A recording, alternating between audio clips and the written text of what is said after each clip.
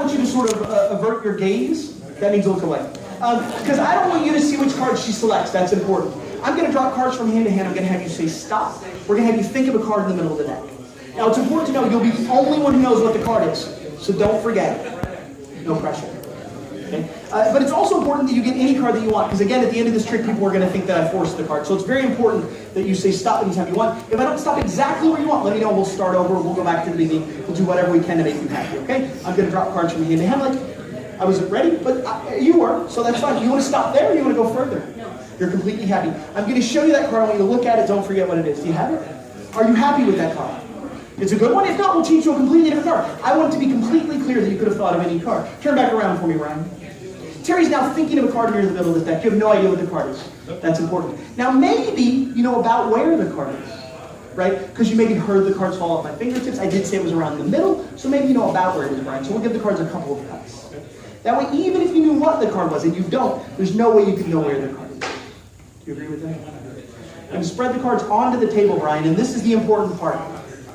Because when you tell people this story later, and you will tell people this story, I want you to remember that the cards were on the table and out of my control. Because when you tell people this story, they're going to think you misremembered. They're going to think that somehow, after you thought of a number, I somehow changed something, right?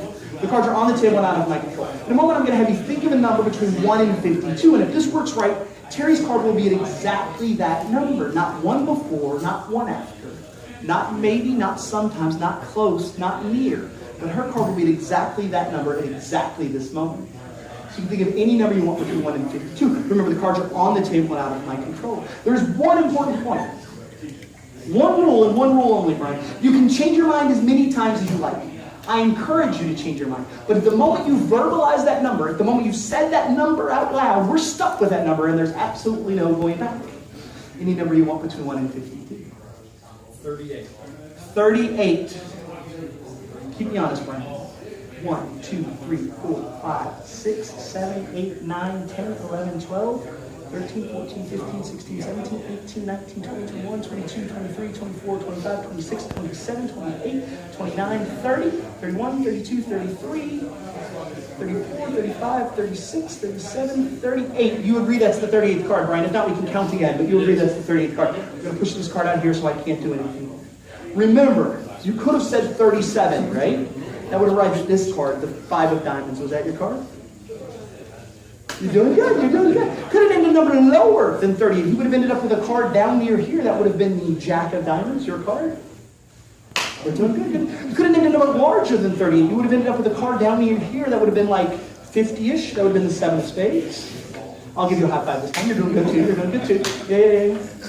The important thing is, Terry, you could have named any number lower than 38 and ended up at any of these cards. I'm going to show you these cards just quickly. If you see your card, I want you to just say, Brent, I see my card, okay?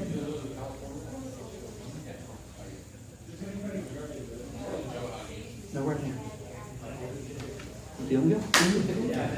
Could have named any number higher than 30 and ended up at any of these cards. Again, if you see your card in there, just say, Brent, I see my card. A single card on the table. You could have named any number. By the way, did you change your mind? Changed his mind. Remember that?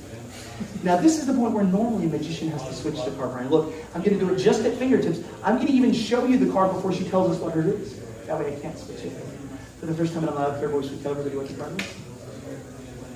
2 of hearts. This is only 2 of hearts. Woo!